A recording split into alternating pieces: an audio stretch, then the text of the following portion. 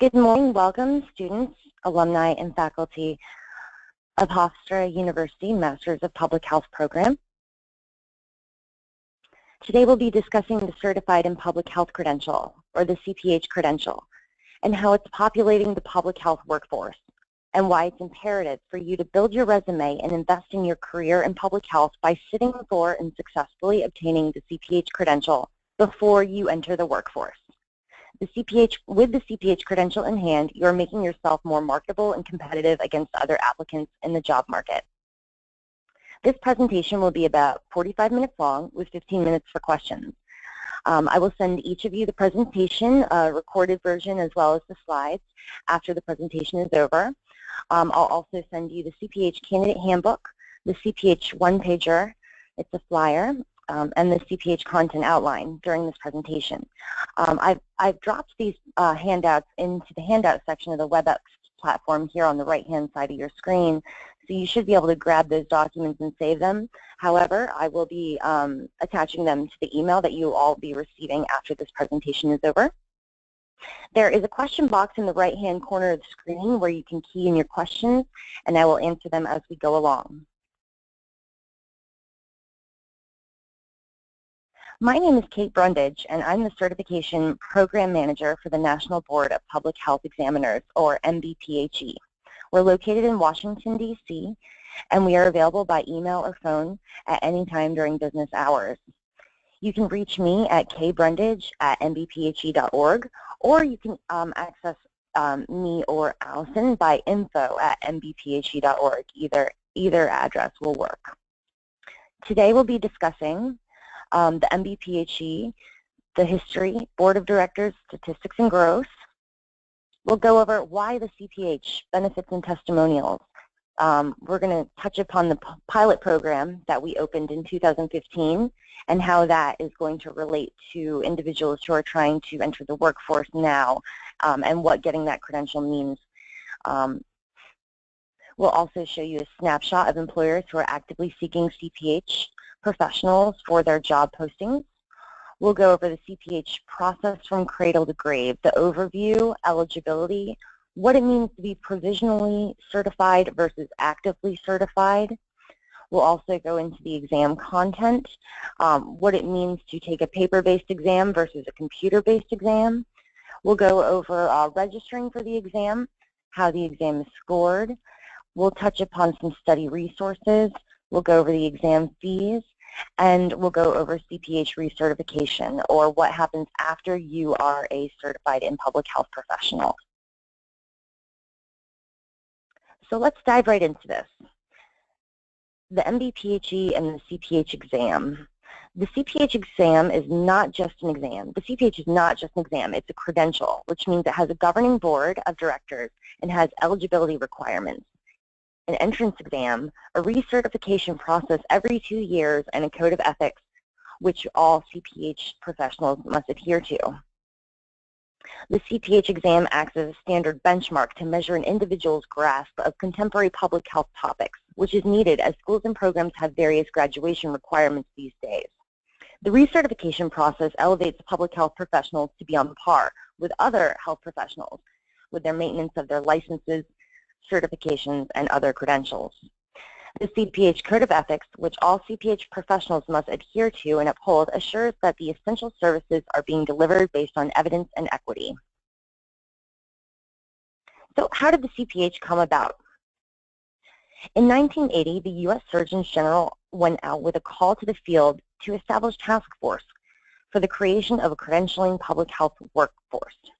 In 1999, Dr. Mohammed Akhtar, then the Executive Director of APHA, and Dr. Al Summer, Dean of Johns Hopkins Bloomberg School of Public Health, the chair of the ASPPH board, decided to jointly form the APHA-ASPPH task force on public health workforce credentialing. And then in 2015, the Mbphe, 2005, the Mbphe was established with a board of 20 members. The inaugural Certification in Public Health exam was administered both in the U.S. and international locations in August of 2008. The Mbphe awarded its inaugural certification credential to over 500 qualifying professionals. The Mbphe Board of Directors is comprised of 6 executive committee members, 13 members at large, 2 honorary members, and 2 staff members. The following logos are some of the organizations that employ Mbphe board members. These organizations support the efforts of the Mbphe in credentialing of public health professionals. And they do this by spreading the word of the credential and by providing meaningful continuing education opportunities for the community of Cph professionals. Some of the organizations you'll see listed here are the American Public Health Association, the Association of Prevention, Teaching, and Research, Association of Schools and Programs of Public Health, Association of State and Territorial Health Officials, and NACHO, the National Association of County and City Health Officials. You'll also see that Cph is listed. Cph is the Council on Education for Public Health, and this is the organization that accredits schools and programs of public health. So Hofstra University Mbphe program just achieved their Cph accreditation, which is why the students and alumni are now eligible to sit for the Cph examination, and we'll talk a little bit about that in eligibility. Another accrediting body that is listed there is FAB, the Public Health Accreditation Board. FAB helps accredit health departments, and FAB is very supportive in the Cph and has been putting Cph language within their newsletter to try to get more health departments to get their employees certified as a certified and public health professional. You also see there that the American Public Health Association is listed, and we do a lot of work with APHA. We offer a discount to their members for our examination, and we also hold a 2-day learning course at their annual meeting every year. And this 2-day learning course really goes over all the core areas and cross-cutting areas of public health to help you prepare for the examination. It's 16 hours long, and you sit in a classroom for 2 days to learn the information to prepare for the examination. And then the exam is held the day after at their annual meeting. I'll go into this a little bit later when we're talking about study resources. Statistics. Since 2008, the Mbphe has credentialed over 5,500 Cph professionals. We have about 500 who are provisionally certified at any given time. And I mentioned in the beginning, we're going to talk about the difference between a provisional Cph versus an actual Cph. And we will go into that a little bit later. There's about 2,000 applicants in the pipeline at any time trying to get the Cph and sit for the examination. We also have 10 schools and programs that require the exam in order to graduate. We have 11 schools and programs that encourage the Cph exam, where 20 to 30% of their student body sit for the examination, and therefore they are extended a discount. And now we have 5 organizations strongly encouraging the Cph examination to their personnel or members, and we'll talk about that a little bit later on in the presentation. Here is a graph of the growth of Cph. We have about 5,500 Cph professionals, and about 1,200 are certified per year. Oops, let me just go back. So why the Cph? The Certified in Public Health is the only credential of its kind for public health that demonstrates not only your key knowledge of key public health sciences, but also your commitment to the field through continuing education focused on emerged and established public health issues. The #1 vision of the Mbphe is to professionalize the field of public health and to raise the visibility of the field itself. We strive to do this by administering the only public health examination that encompasses the core areas and all of the cross-cutting areas of public health. We want to create an elite community of certified graduates, working professionals, faculties, leaders, and pioneers in the field of public health. The Cph credential, like most certifications, demonstrates dedication and commitment to the field beyond your education and into the workforce. The vision includes having a core standard body of knowledge for public health professionals to follow. And lastly, to promote continuing education and lifelong learning. The CPH and public health profession.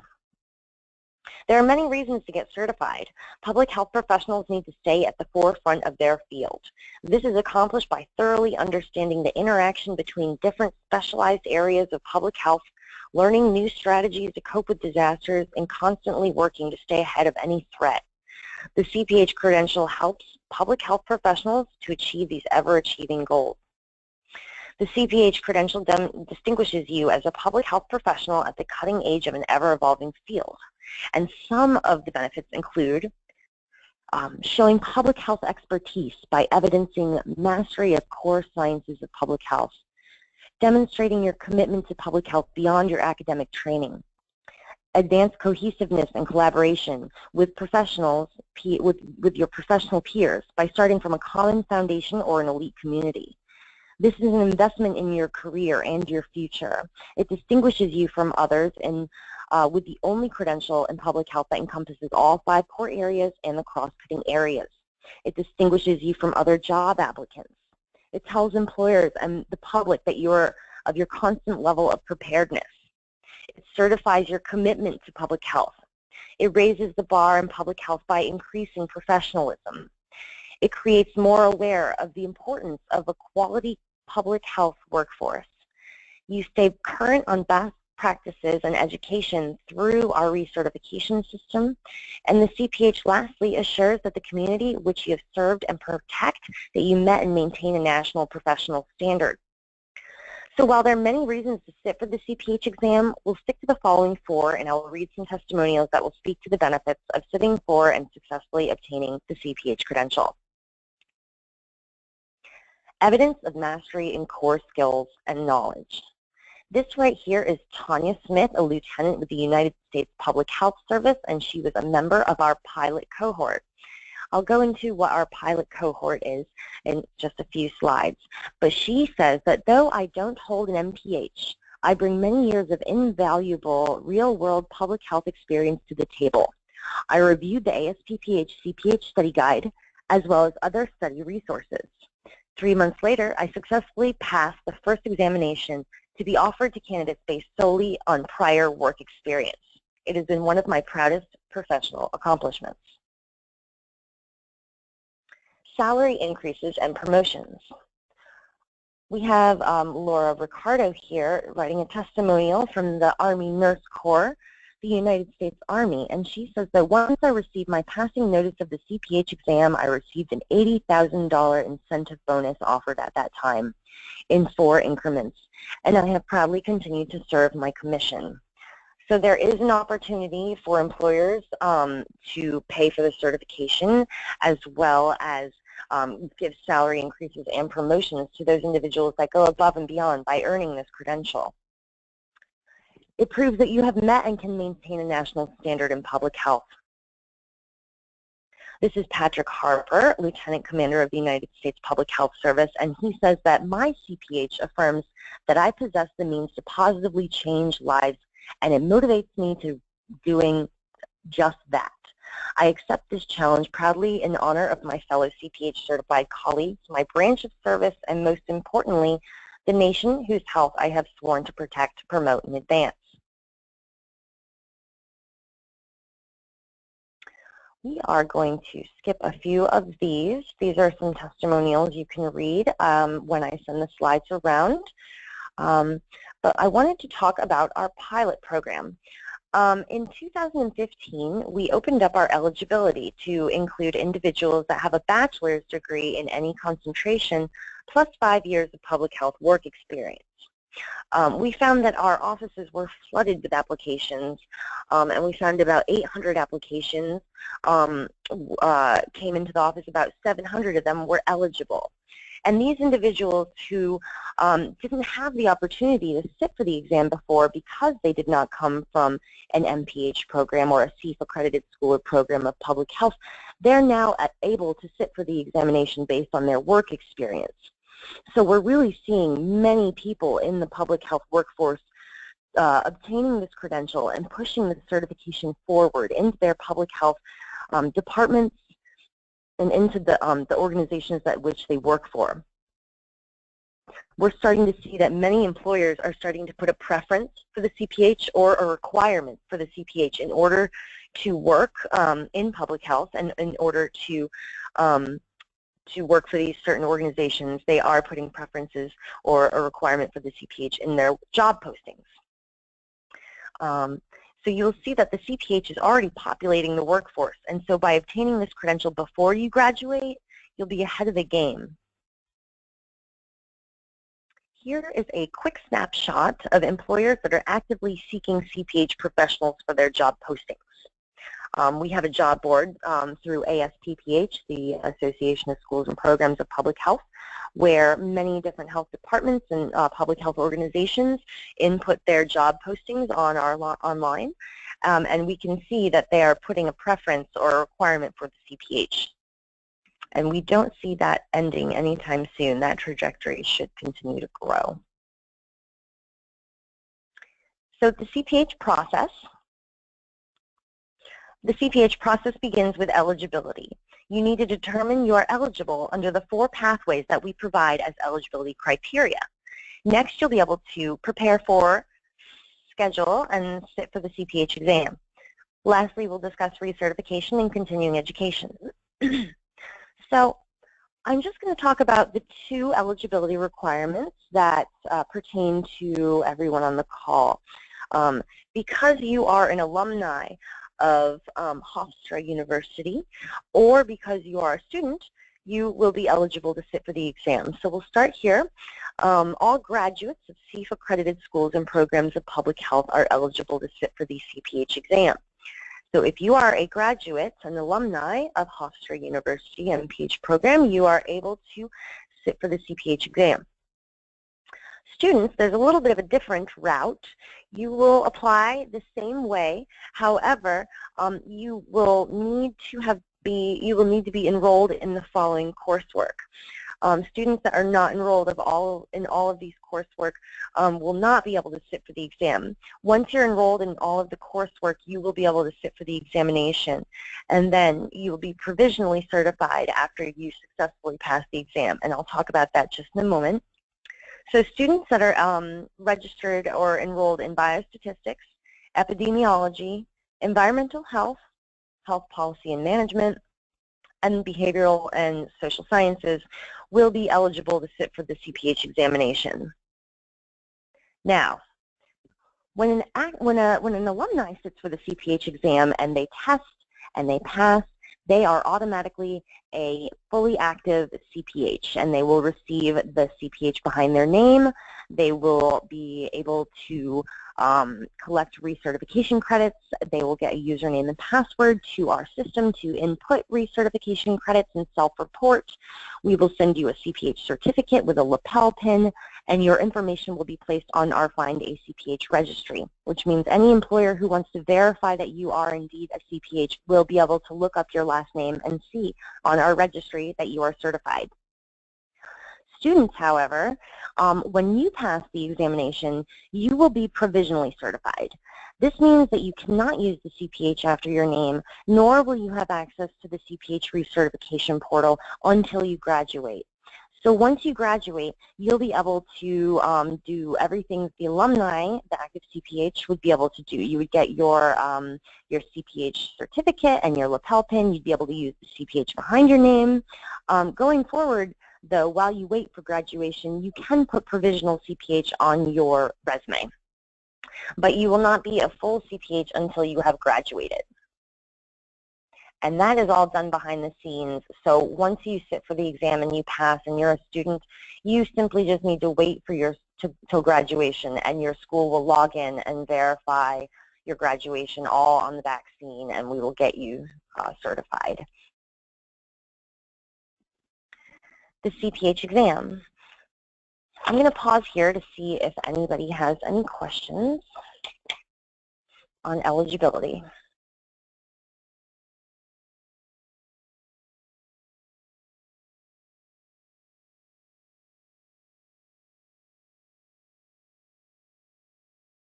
Okay, so the Cph examination, the exam covers 25 items of general principles. This area is really questions that you should know as a public health professional. However, they're more of common sense questions, such as who is Jon Snow, that sort of thing. So 25 questions are in general principles, and there's more information about general principles on the website. The core area of the exam are biostatistics. There are 30 items in bio, 30 items in epidemiology, 30 items in environmental health sciences, 30 items in health policy management, and 30 items in social and behavioral sciences. The cross-cutting areas of the exam only take up 25 questions. So the cross-cutting portion of the examination holds 25 questions in communication and informatics, diversity and culture, leadership, professionalism, program planning, public health biology, and systems thinking. So the Cph exam is a timed exam. You have 200 items, all multiple choice, and you have 4 hours to sit for the exam. You are not allowed to use calculators or scratch paper. However, I've been told that on the examination you do not need to do any math. You just need to recognize formulas. All questions are multiple choice and single best answer. There are 2 ways to sit for the examination. We have computer-based exams and paper-based exams. The computer-based exams are held the entire month of February, the entire month of June, and the entire month of October. I believe that you can sit Monday through Sunday now, and we have about 200 plus testing facilities. So what you would do is you would go to our website and key in your zip code and to find a location for the Cph exam.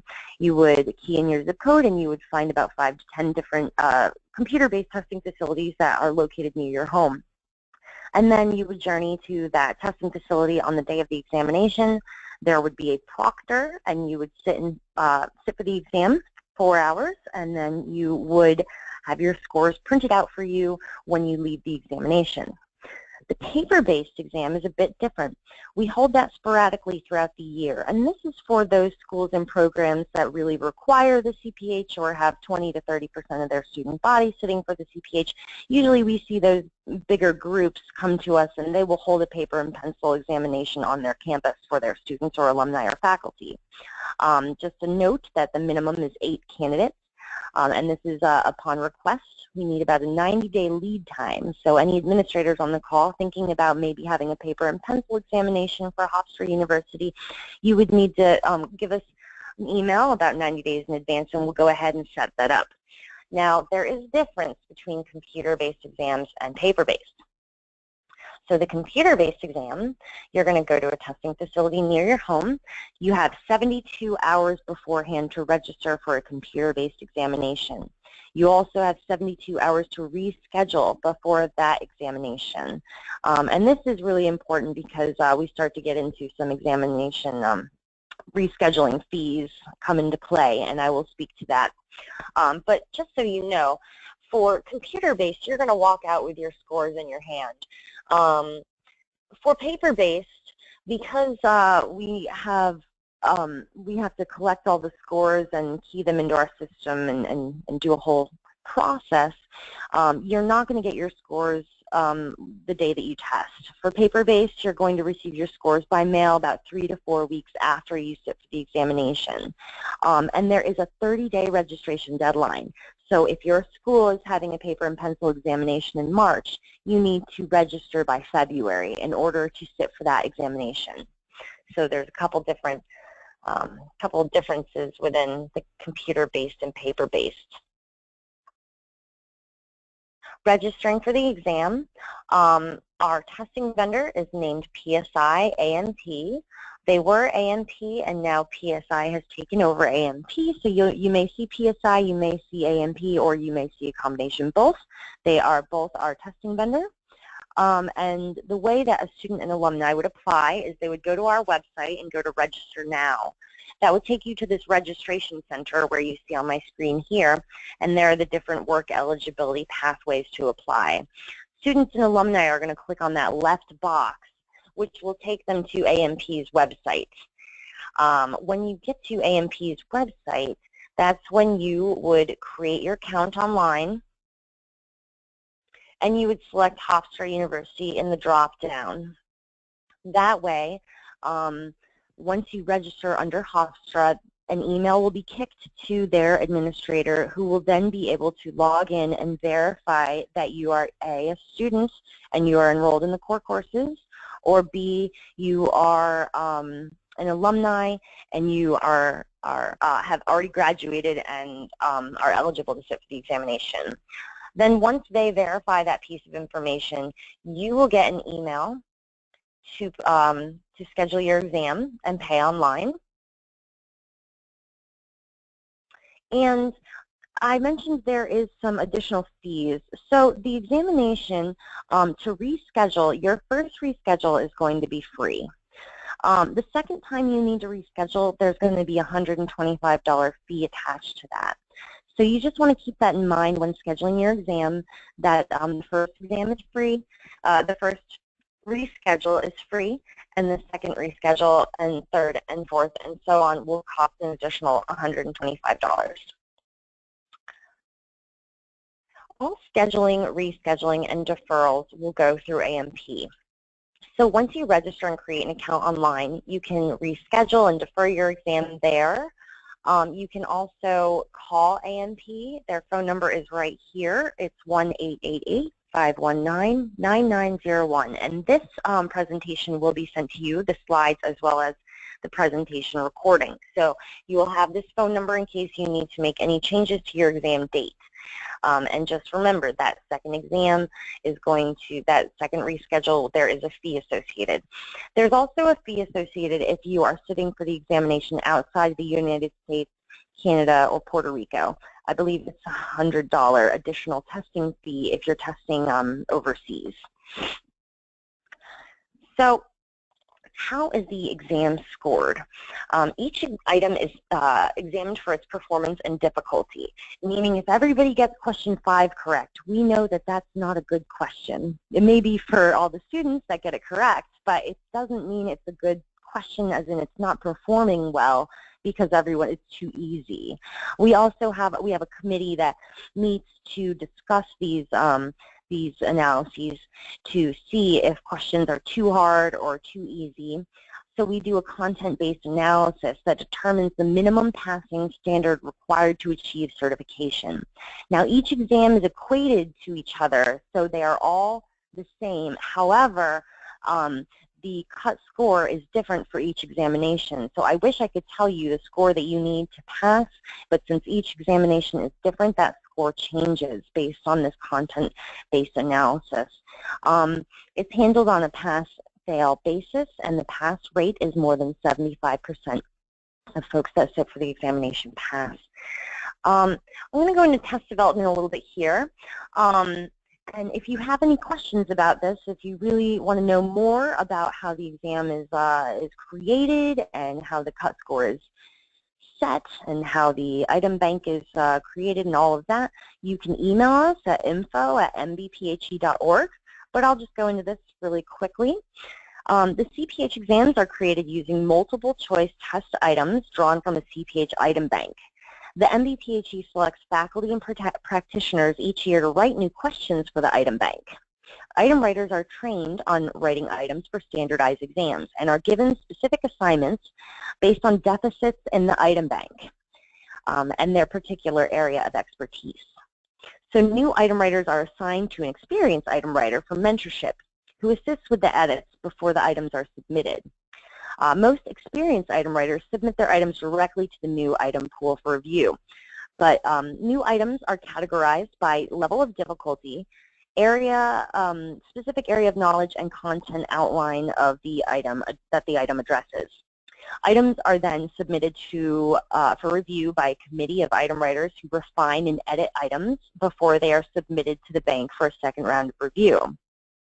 At least one new form or exam is developed each year. A form review committee reviews each exam as a whole and makes further edits to the individualized items in addition to the composition of the form itself. Following the administration of an exam, the form review committee examines the performance of each item and makes adjustments for items that do not discriminate between strong and weak examinees or simply do not perform well. A third committee then sets the passing score based on a modified Angoff method.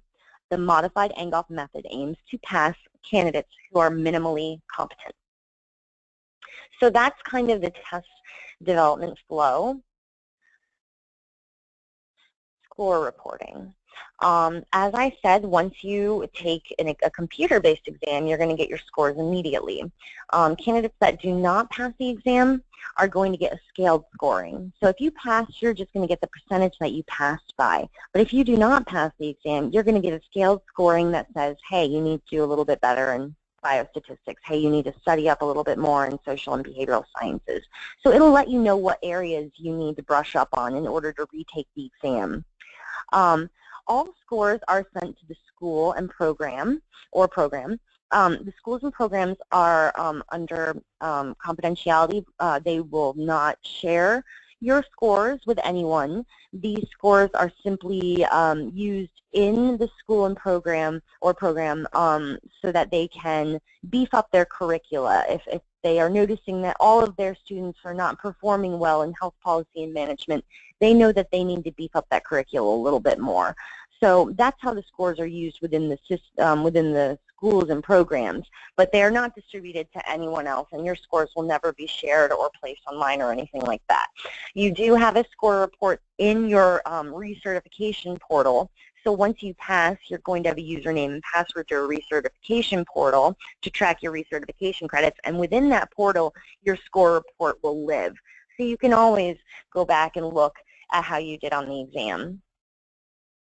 And those that do not pass the exam will not have a username and password to the portal. So you have to be successful in passing the examination before you get that piece. So before I go into studying resources, I just want to look and see if there are any questions.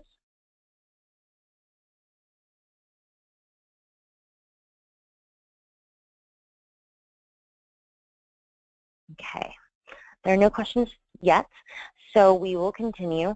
Cph study resources. We have a number of free resources available to you on our website. We have the Cph Content Outline, which is one of the handouts I dropped into the WebEx platform on your right-hand corner of the screen. I'm also going to be sending that along with the email I send to everybody. The Content Outline, that's an outline of everything that's on the examination. The sample exam questions we have, you can take some of those to kind of get a feel for the format. We have 3 different practice exams. Again, these are all free to you online. And the practice exams, we have about 2 50-question practice exams and 1 100-question practice exam. We also have Cph Webinars, and this is interesting for me to note because every January we hold a 3-hour webinar per core area. So we have a 3-hour webinar on biostatistics, a 3-hour webinar on health policy management, et cetera, 3 hours on cross-cutting.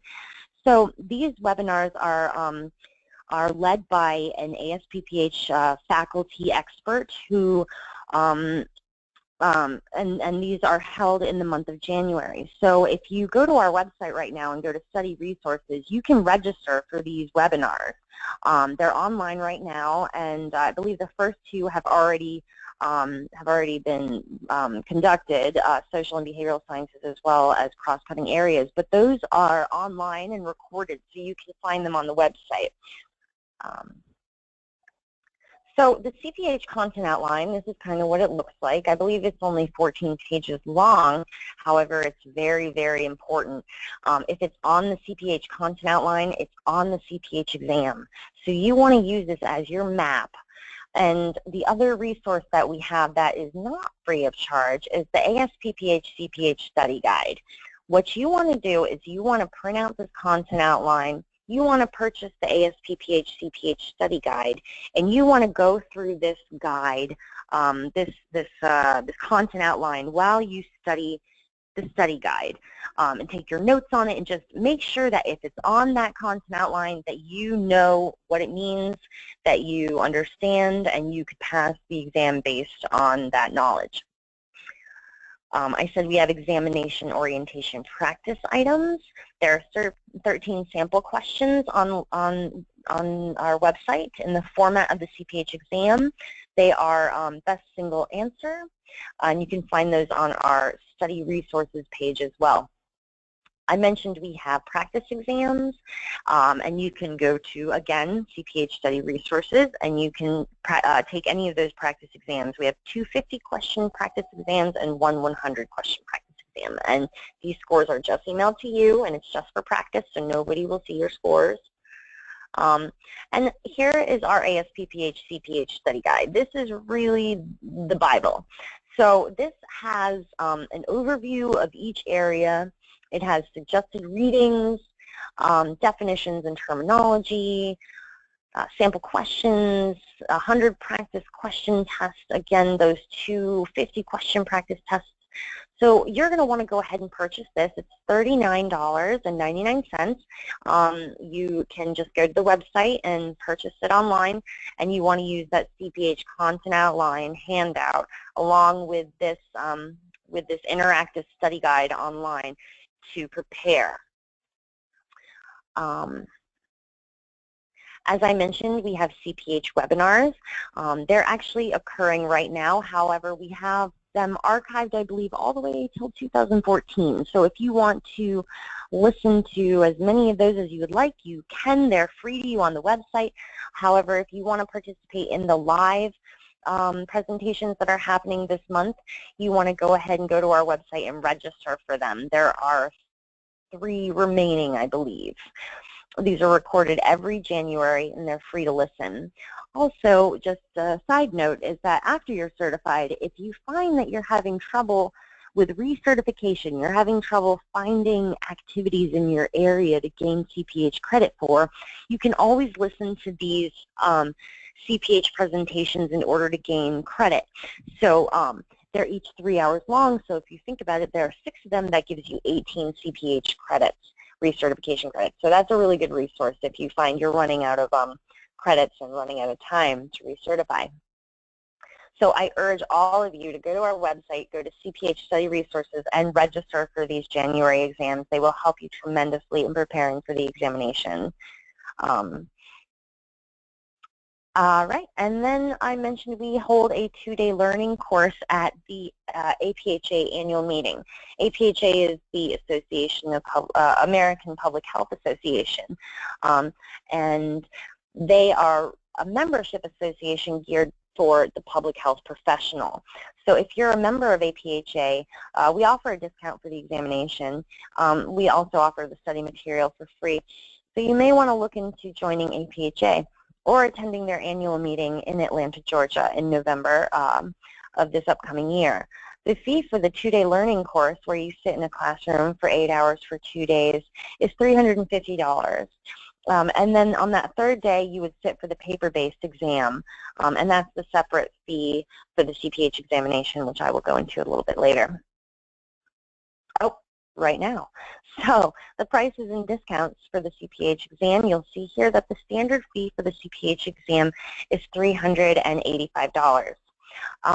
For those schools and programs that have about 20 to 30% of their student body sit for the examination, they are offered a discount of $315.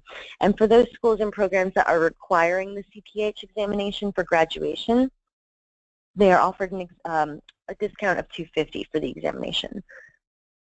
Now, as Hofstra finds that more students and alumni are interested in this, they may decide that they want to become one of these institutions that offers a discount for the Cph examination. And at that time, you would be able to have the study materials for free, as well as have that $315 or $250 price.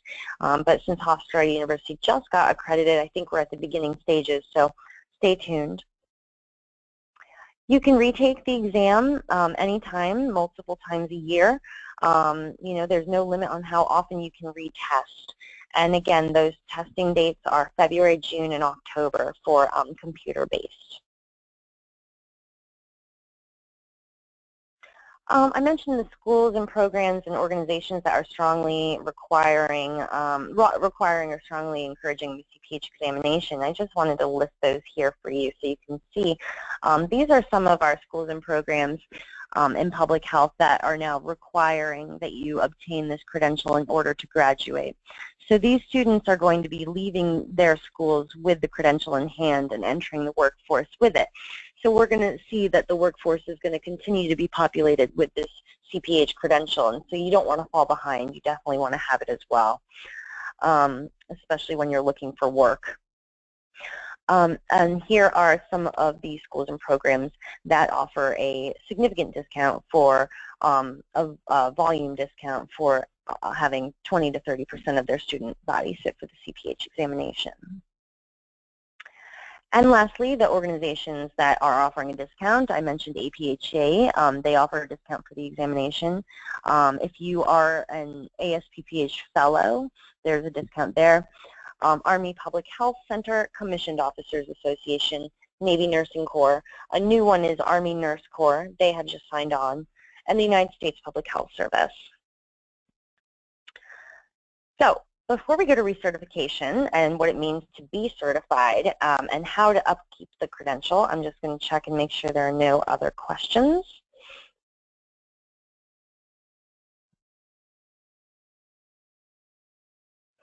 And so we did have a question about eligibility. If you are a student that has already completed the core courses, yes, you are eligible to sit for the examination. If you haven't completed them but you're enrolled in them, you're eligible to sit for the examination as well. So, Cph recertification is a biannual process. You need to obtain 50 Cph credits every 2 years. So that comes to about 25 credits per year that you need to obtain, and this has to be outside of your work. This needs to be continuing education. So we have an online reporting portal that you would log into and self-report your credits. It's based on the honor system, and you would pay $95 every 2 years to recertify and maintain that credential. Some activities that you can gain credit for, college courses, you can obtain 15 Cph credits per course that you're enrolled in. We also give credit for conferences and professional events and meetings. So if you attend a public health meeting, the typical rule of thumb is 1 Cph credit per 1 hour of attendance up to 8 hours per day. So you can't obtain more than 8 credits per day, but if you attend a 2-hour public health meeting, you can count 2 Cph credits for attendance.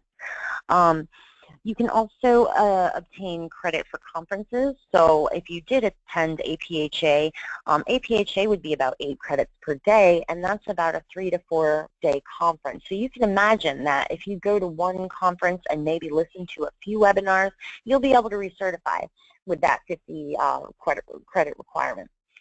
Volunteer and leadership services, if you're doing anything related to public health, you chair a committee, or you're a volunteer in some way that relates to our field, you can count up to 20 Cph credits capped. We also have opportunities for folks to write items for the exam, like I mentioned before, or FAB or CEPH accreditation site visitors. You can gain credit for that too. Medical residencies count for 25 Cph credits per year. Dissertations count the same. So if you are working on your dissertation, you can get 25 Cph credits per year. So these are just some things you can do. You can listen to webinars, podcasts, you can do online workshops, you can listen to archive webinars. There's a lot you can do in order to gain recertification. This is what our Cph portal looks like right now. This is the Cph Recertification and Reporting System. So you'll see your name is there, and under your name you'll have your digital badges. We'll go into that in just a second. We offer digital badging for those folks who go above and beyond with recertification. You'll see that the My Certification tab at the top, that will have your score report. My Profile will have all of your contact information that you can update. There's a user manual on how to work the program, how to input credits. And then if you turn your attention to the bottom where the bar is down at the bottom, you'll see find credits and providers. We have a portal that you can look and find pre-approved providers who are offering pre-approved activities for recertification. So when you go to that list, you'll see all the different types of activities that you can do in order to become recertified that are pre-approved. Now, we do allow you to report on activities that are not pre-approved. However, you just need to make a case for how it relates to public health. Then you're going to go to the next bar, which is report activity, and you're going to key in. You're going to first look to see if they are a pre-approved provider, and if they're not, you're going to key in your activities. You can request an extension in here, and you can also view your past recertification history. So, like I said, if you go to our website and you go to the Cph Recertification and Reporting System, there's a bar right there where that little red arrow is that says Find Credits and Providers, and that will show you all of the pre-approved providers and pre-approved activities that you can participate in order to gain Cph Recertification credit. You'll see here that this is just an example of how to search. You can search by domain areas, but mostly what I do is just put in person. You'll see at the top where it says number 1 location. I just click in person and hit submit and see all the offerings that are in person. You can also select distance learning and hit submit, and there's just a ton of free online learning for recertification. I mentioned digital badging. So we have these digital badges. They're visual representations of a skill or achievement. The goal is to increase Cph engagement, and you will see here are some of the badges. We have Superstar Attendee, Star Presenter, Grants Master. There's a lot you can do here in order to get more badges, and the more credits that you report, the more colorful the badges get. I mentioned our Find a Cph Registry. You'll see here that if you go to our website to find a Cph, you can type in the Cph's last name, and this information will come up with their name, their Mbphe number, their status, and their badges. You can also print your certificate cover letter, or employers can. So just a few more things before we end and go to our Q&A. We have 2 websites. We have our LinkedIn and our Facebook. Our Facebook is for everybody. You don't have to be a Cph in order to join our Facebook, and this Facebook will give you updates on when we are hosting webinars, when there's activities for recertification coming about, any changes to the Cph exam, or any kind of updates to Mbphe, they will all be put on Facebook. Also in LinkedIn, that is a closed group which is only for Cph professionals, and within that group you will find out more about recertification opportunities, or if we have to have a focus group for some reason and we are calling on volunteers or nominations for board members, that sort of thing. Those will all be listed within the LinkedIn page that you can become a part of once you're certified. And then again, once you're certified, you can purchase merchandise. We have t-shirts, hoodies, grocery bags, mugs, pens, everything you can imagine. And you can purchase these aside from your Cph certificate and lapel pin that you will get in the mail. So this is an example of the Cph certificate currently. We are switching to virtual certificates at some point this year. So you will have a link that's embedded into your LinkedIn or your email signature that anyone can click on and view your certificate. So that is basically the program. I was curious to see if there are any questions. Let's see if there are any questions here. So recertification is every 2 years. In order to get the APHA discount, when you apply through the website as a student of Hofstra University, there's going to be one page that you go to when you're filling out your demographic information in your online application that says, are you a member of APHA, or are you a member of the Navy Nursing Corps, or any of those organizations I listed earlier. And what you would do is you would click on that button and input your APHA member ID number, and that would give you the discount the discount for the examination if you're a member of APHA. If you go to a conference as part of your work, you are not supposed to count Cph credit for work-related activities. However, since it is outside of work, you may be able to count the educational sessions as credits. That would be something that we would look into probably case by case.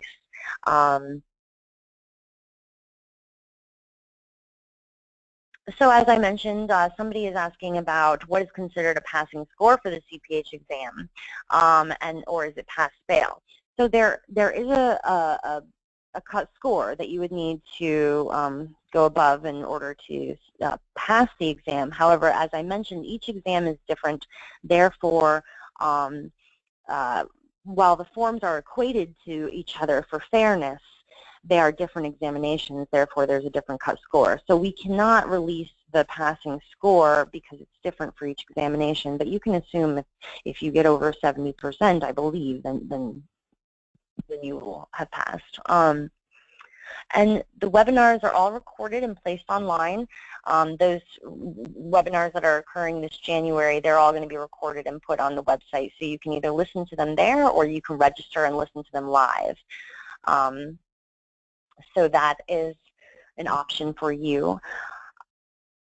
I don't see any other questions coming in, so I will go ahead and get this presentation turned into a YouTube link for everybody who was unable to participate, and I will go ahead and once that's ready, I'll send everybody that registered an email with this presentation, the YouTube link, the Cph Content Outline, the Cph Candidate Handbook, and the Cph one-page flyer. And that should be everything that you need in order to get started, in order to register for the examination and get going. So, and if you have any questions at all, please do not hesitate to contact info@mbphe.org. I'm happy to answer any questions.